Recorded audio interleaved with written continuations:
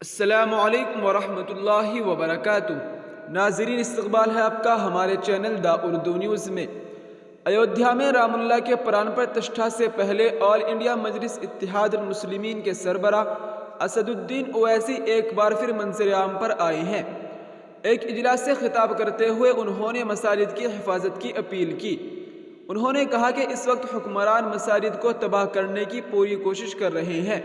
ان کی پوری کوشش ہے کہ مساجد کی اہمیت کو کم کیا جائے۔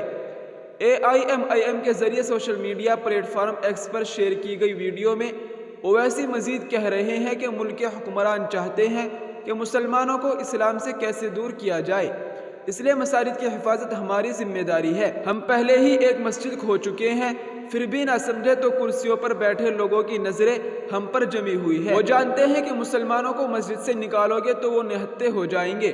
ویڈیو میں اویسی لوگوں سے کہہ رہے ہیں کہ جب بھی مسجد جائے اکیلے نہ جائے، اپنے بیٹے کو ساتھ لے جائے۔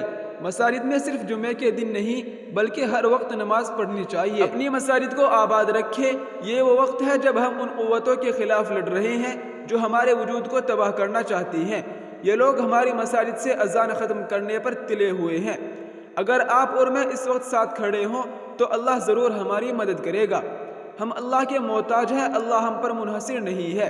اس سے قبل اویسی کا ایک اور ویڈیو سامنے آیا تھا جس میں وہ اسی طرح کی باتیں کرتے ہوئے نظر آئے تھے۔ آپ کو بتاتے چلے کہ رام اللہ کی جان 22 جنوری کو ایودھیا میں دی جائے گی۔ اس کے لیے تیاریاں جنگی بنیادوں پر ہو۔ کئی دہائیوں کی سماعت کے بعد سپریم کورٹ نے 9 نومبر 2019 کو بابری مسجد تنازع کیس میں اپنا فیصلہ سنایا تھا۔ سپریم کورٹ نے اپنے فیصلے میں کہا کہ جس زمین پر تنازع چل رہا ہے اس پر ہندوؤں کا حق ہے۔ سپریم کورٹ کے فیصلے کے بعد اس زمین پر رام مندر کی تعمیر ہو رہی ہے۔ جی ہاں ناظرین، یہ اس وقت کی بہت بڑی خبر تھی جس کو ہم نے آپ کے ساتھ شیئر کیا ہے۔ ہماری آپ سے گزارش ہے کہ اس ویڈیو کو زیادہ سے زیادہ شیئر کریں۔ السلام علیکم ورحمۃ اللہ وبرکاتہ۔